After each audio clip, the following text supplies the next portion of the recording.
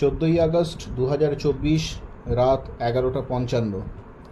সম্প্রতি কলকাতার RG Kar medical college এবং হাসপাতালে যে নারকীয় ধর্ষণ এবং হত্যাকাণ্ড ঘটে গেছে তার প্রতিবাদে এবং অপরাধীদের দ্রুত চিহ্নিত করে শাস্তি দেওয়ার দাবিতে পশ্চিমবঙ্গের বিভিন্ন অংশের মতো মধ্যমগ্রামেও একটি স্বতঃস্ফূর্ত মিছিল অনুষ্ঠিত হলো।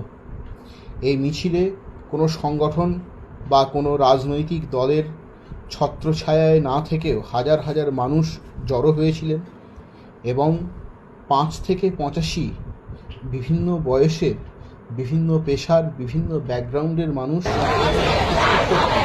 এই মিছিলে যোগদান করলেন এবং এই মিছিল থেকে দোষীদের অবিলম্বে গ্রেফতার এবং শাস্তির দাবি করা হয়।